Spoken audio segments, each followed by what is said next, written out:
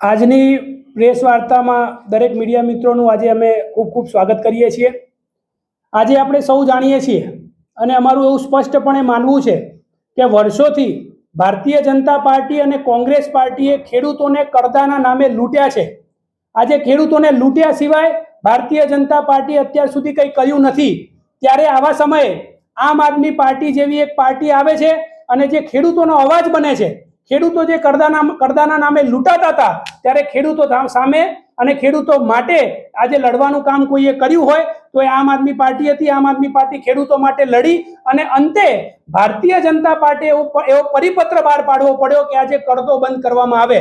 મતલબ કે સાબિત થતું હતું કે આજે ગુજરાતમાં ખેડૂતો કરદાના નામે લૂંટાઈ રહ્યા હતા અને આવા સમયે જ્યારે આમ આદમી પાર્ટીએ ખેડૂતોનું આંદોલન મજબૂત કર્યું, ખેડૂતો આમ આદમી પાર્ટી સાથે જોડાયા અને ખેડૂતોનું આંદોલન વધારે ઉગ્ર ના બને, ખેડૂતોનું આંદોલન વધારે મજબૂત ના બને, ખેડૂતો આમ આદમી પાર્ટી સાથે ના જોડાય, ભારતીય જનતા પાર્ટીના વિરોધમાં ના બોલે, એટલા માટે આમ આદમી પાર્ટીના નેતાઓને અને ખેડૂતોને દબાવવા માટે ભારતીય જનતા પાર્ટીએ એક ષડયંત્ર રચ્યું અને આ ષડયંત્રના ભાગરૂપે આમ આદમી પાર્ટીના નેતાઓને અને ખેડૂતોને જેલમાં પૂરવાનું કામ કોઈએ કર્યું હોય તે ભારતીય જનતા પાર્ટી છે। આજે અમે નથી ભૂલવાના કે કેવી રીતે ખેડૂતોને ઘરમાં ઘૂસીને એમના પરિવારજનોને મારવામાં આવ્યા।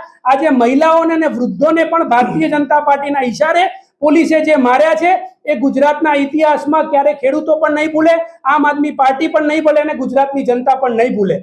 પણ હવે જ્યારે આમ આદમી પાર્ટીના નેતાઓને જેલમાં મોકલવામાં આવ્યા, ગુજરાતની જનતા એવી ઉજાગર થઈ કે કેવી રીતે ભારતીય જનતા પાર્ટીએ ખેડૂતો ઉપર પ્રહાર કર્યા, ખેડૂતોને માર્યા, ત્યારે ખેડૂતોને હવે કોઈ પણ રીતે ખેડૂતોનું આંદોલન દબાવવા માટે ભારતીય જનતા પાર્ટીએ ફરીથી એક ષડયંત્ર રચ્યું અને આમ આદમી પાર્ટીને નીચું બતાવવા માટે, આમ આદમી પાર્ટીના નેતાઓને કોઈ પણ રીતે દબાવવા માટે ભારતીય જનતા પાર્ટીએ ષડયંત્રના ભાગરૂપે રાજુભાઈ કરપડાને હાથો બનાવીને અને કેવી રીતે ખેડૂતોના વિરોધમાં કામ કર્યું, આમ આદમી પાર્ટીના નેતાઓને દબાવવાનું કામ કર્યું, આમ આદમી પાર્ટીના નેતાઓને કોઈ પણ રીતે હેમકેમ પ્રકારે સામ દામ દંડ ભેદ કરીને આમ આદમી પાર્ટીને સમગ્ર ગુજરાતની જનતા વચ્ચે ખોટી રીતે ચીતરવાનું કામ કોઈએ કર્યું હોય તો એ ભારતીય જનતા પાર્ટીના ઈશારે રાજુભાઈ કરપડા દ્વારા કરવામાં આવ્યું। આજે આ પ્રેસ કોન્ફરન્સમાં આમ આદમી પાર્ટીના કાર્યકર્તા વિપુલભાઈ ઠાકોર કે જે પોતે જેલમાં રહ્યા હતા, જે પોતે જેલમાં જઈને આવ્યા અને એમને આજે રાજુભાઈ કરપડાને જ્યારે મળ્યા અને મળ્યા બાદ એમની વચ્ચે જે પણ કન્વર્સેશન થયું જેની અંદર આજે સાફ પુરવાર થાય છે કે રાજુભાઈ કરપડાએ ભારતીય જનતા પાર્ટીના હાથો બનીને ગુજરાતની જનતાને ગુમરાહ કરવાનું, ગુજરાતના ખેડૂતોને ગુમરાહ કરવાનું કામ કર્યું છે। એના પુરાવા સાથે વિપુલભાઈ ઠાકોર આપ સૌની સમક્ષ, મીડિયા સમક્ષ પુરાવા રાખશે। જૈન મિત્રો નમસ્કાર, હું પાટણ જિલ્લા પ્રમુખ કિસાન સેલ વિપુલ ઠાકોર।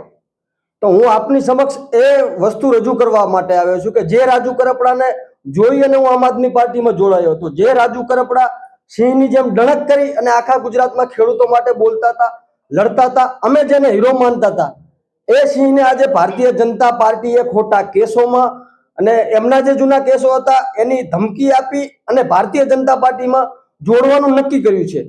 બહાર જે રાજુભાઈ 2 દિવસથી સુફિયાણી વાતો કરી રહ્યા છે કે મારે ભારતીય જનતા પાર્ટીમાં જવાની હાલ કોઈ ગણતરી નથી, પરંતુ એ પહેલાથી જ નક્કી થઈ ગયું છે।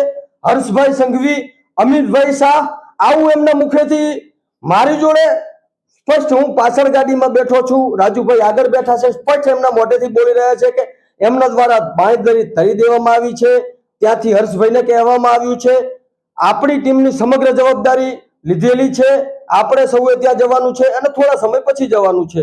આવા સંપૂર્ણ રેકોર્ડિંગ આપ સમક્ષ રજૂ કરવાના છે અને 2 દિવસથી જે આક્ષેપો મૂકવામાં આવી રહ્યા છે કે આમ આદમી પાર્ટી ફલાણા લીડર, ફલાણા નેતા આમના ત્રાસથી જઉં છું, આવું છે તેવું છે, તો એ પણ રાજુભાઈ પોતે કબૂલ કરી રહ્યા છે કે મારે આ કેસ હતો, એ કેસના કારણે કાં તો 5 વર્ષ જેલમાં રહી તો પણ ભવિષ્ય પૂરું થતું હતું તો બહાર રહેવાથી ભવિષ્ય પાછું ઉગી નીકળીશ, મતલબમાં મારું ભવિષ્ય ખતમ નહીં થાય, આવી બધી જે વાતો એ આપના સમક્ષ આજે રજૂ કરવાનો છું। પહેલું રેકોર્ડિંગ મિત્રો સાંભળજો કે જે હર્ષભાઈ સંઘવી અને અમિતભાઈની વાત થઈ છે તે।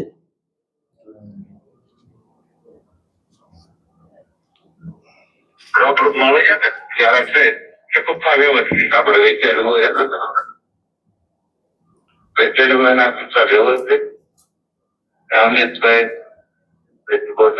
જવાબદાર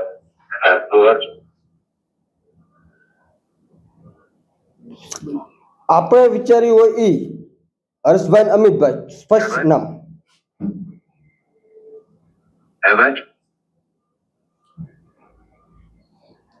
નેટવર્ક જતું રહેશે. હલો હલો આજે ફોન હતો એ કોઈ પાર્ટીના કાર્યકર્તાનો આવેલો હતો અને એમની સાથે રાજુભાઈ વાત કરતા હતા. મારી ગાડીમાં રાજુભાઈ બેઠા હતા, અમે 3 જણા હતા. રાજુભાઈ આગળની સીટમાં હતા, ડ્રાઈવર મારો ગાડી ચલાવી રહ્યો હતો અને હું પાછળ બેસી રહ્યો હતો. ત્યારનું આ રેકોર્ડિંગ કરેલ છે. એના સિવાય બીજું જે હતું શિવાય તમારો મેસેજ મેં જોયો. સાથે મળે જે કઈ કરીએ તે સાફ કરવું ભાઈ. બધી રાસ્તા વચ્ચે નથી જે થશે ને તે સાફ જ્યાં રહ્યા છીએ સાથે અત્યાર સુધી રહીશું બી સાથે. બરાબર.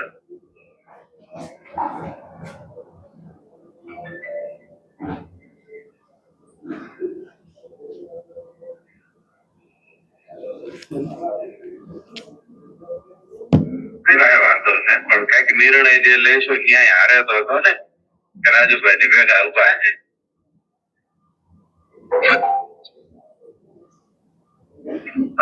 રાખો કે રાજુભાઈ ને ભેગા છો તો કોઈ દિવસ ક્યાં લાંબો હાથ બીજે નહીં કરવો પડે ભાઈ. જેવી ત્યાં સુધી ભેગા રહે.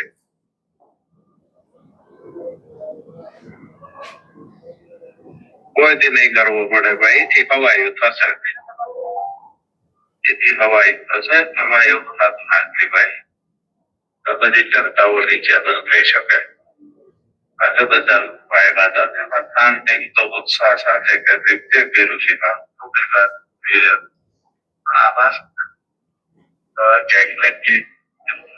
બધા લોકો જવા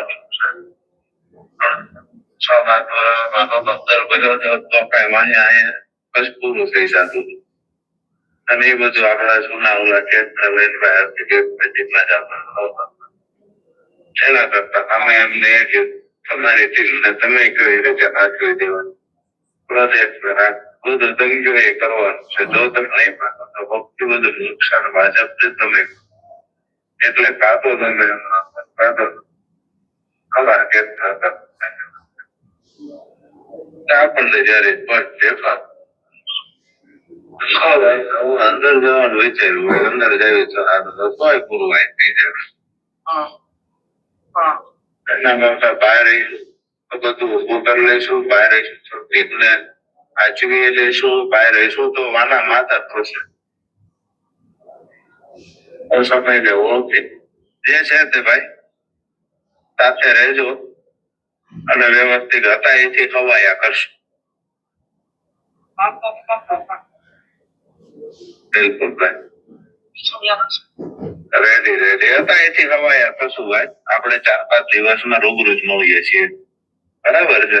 1% ચિંતા ના કરતા બધા કાર્યકર્તા ને કહેજો કે જે હતું એથી ખવાયું થશે. બરાબર છે.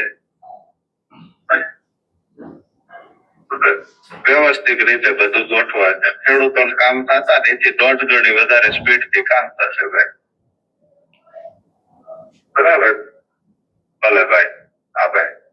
જવા તો આ ઘટના જે દિવસે રાજુભાઈએ આમ આદમી પાર્ટીમાં રાજીનામું આપ્યું એ જ દિવસે સવારે 10 વાગે જ્યારે મને ખબર પડી કે રાજીનામું આપ્યું છે ત્યારે રાજુભાઈને પર્સનલ મેં ફોન કર્યો તો થોડી વાર રહીને ફોન કરું આવું કહેવામાં આવ્યું.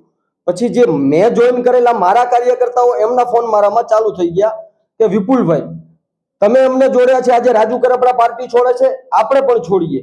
પરંતુ સાચું શું છે ખોટું શું છે એ જાણ્યા વગર સાચા રાજુભાઈ છે કે આમ આદમી પાર્ટી સાચી છે? તો આ રેકોર્ડિંગને લઈ અને સાચી આમ આદમી પાર્ટી છે ને રાજુભાઈ કરપડા પોતાના સ્વાર્થ માટે પોતાના કેસથી ડરી ગયા, બુખલાઈ ગયા, એના કારણે પાર્ટી છોડી રહ્યા છે. સ્પષ્ટ કહી રહ્યા છે કાં તો 5 વર્ષ જેલમાં જવું તો પણ ભવિષ્ય પૂર્ણ થાય છે અને બહાર રહું તો એનો કોઈ ફાયદો નથી. એના કરતા ભાજપ કે એમ ભાજપના ઈશારે નાચું, ભાજપના ઈશારે રહું, આવું એમને કર્યું.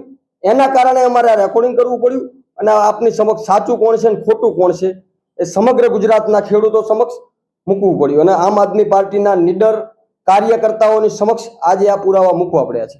જય હિન્દ. એનાથી એ સાબિત થાય છે કે આજે ભારતીય જનતા પાર્ટી એ ફક્ત ને ફક્ત એક જ પાર્ટીથી ડરે છે. એ પાર્ટીનું નામ છે આમ આદમી પાર્ટી. કેમ કે આમ આદમી પાર્ટીના યોદ્ધાઓ ખરેખર ખેડૂતો માટે લડતા હતા. આ એ જ યોદ્ધાઓ છે કે જેમને દિવાળીના સમયે પણ પોતાના પરિવાર સાથે ના રહીને જેલમાં રહેવાનું પસંદ કર્યું હતું. કેમ કે આ યોદ્ધાઓ ખરેખર ખેડૂતો માટે લડતા હતા. ખેડૂતો કરોડોના રૂપિયા કરદાના નામે ખેડૂતો પાસેથી લૂંટાઈ રહ્યા હતા. ત્યારે ખેડૂતો લૂંટાઈ રહ્યા હતા ત્યારે કોઈ પાર્ટી આગળ ના આવી, ત્યારે આમ આદમી પાર્ટી આવી અને આમ આદમી પાર્ટીએ ખેડૂતોનો અવાજ ઉપાડ્યો, ખેડૂતોનો અવાજ બન્યા. અને આ પુરાવા સાથે એ આજે સાબિત થાય છે કે ખરેખર આમ આદમી પાર્ટી એ છે જે ખેડૂતો માટે લડે છે, ખેડૂતોનો અવાજ બને છે. અને આ લડાઈ અહીંયા રોકાઈ નથી, અહીંયાથી શરૂ થઈ છે. આમ આદમી પાર્ટીએ પોતાનું ખેડૂતો માટેનું જે આગામી જે રણનીતિ છે એ પણ જાહેર કરી છે. આજે પણ આમ આદમી પાર્ટીએ જે છે ગવર્નરને મળવા ગયા હતા. ગવર્નરને 5 વાર ચિઠ્ઠી લખ્યા છતાં ગવર્નર આમ આદમી પાર્ટીના નેતાઓને મળવા માંગતા નથી. કેમ કે આમ આદમી પાર્ટી એક રાષ્ટ્રીય પાર્ટી છે, તેમ છતાં આજે રાષ્ટ્રીય પાર્ટીને મળવાનો પણ ટાઈમ ગવર્નર પાસે નથી. પરંતુ જો ભારતીય જનતા પાર્ટીના કોઈ કાર્યકર્તાને ફોટો પડાવવો હોય, કોઈ કાર્યકર્તાને મળવું હોય તો ભારતીય જનતા પાર્ટીના તમામ નેતાઓ, ગવર્નર સહિત સમગ્ર લોકો હાજર થાય છે.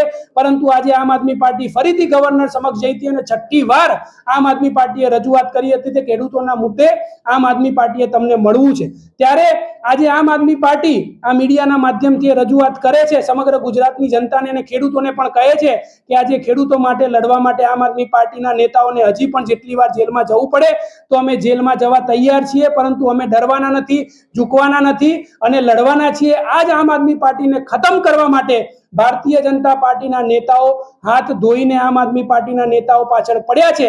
કેમ કે આ એ જ પાર્ટી છે કે જે પાર્ટીને તોડી શકાતી નથી. આ એ જ પાર્ટી છે કે જેના માટે તમામ ભારતીય જનતા પાર્ટીના નેતાઓ એવું કહેતા હતા કે ગુજરાતમાં ત્રીજી પાર્ટી ચાલતી નથી. પરંતુ મારે કહેવું છે કે 2022ની ચૂંટણી બાદ સતત આમ આદમી પાર્ટી ગુજરાતના ખેડૂતોના પ્રશ્નો, યુવાનોના પ્રશ્નો, મહિલાઓના પ્રશ્નો, રોજગારના પ્રશ્નો, તમામ પ્રશ્ને આમ આદમી પાર્ટી લડી છે. આમ આદમી પાર્ટીનું સંગઠન દિવસે ને દિવસે મોટું થઈ રહ્યું છે અને આગામી ચૂંટણીઓમાં પણ આમ આદમી પાર્ટી આટલી જ મજબૂતાઈથી ખેડૂતોનો અવાજ બનશે, યુવાનોનો અવાજ બનશે. અને આ ભારતીય જનતા પાર્ટીને ગુજરાતની અંદરથી તગેડવાનું કોઈ કામ કરશે તો એ આમ આદમી પાર્ટી જ હશે.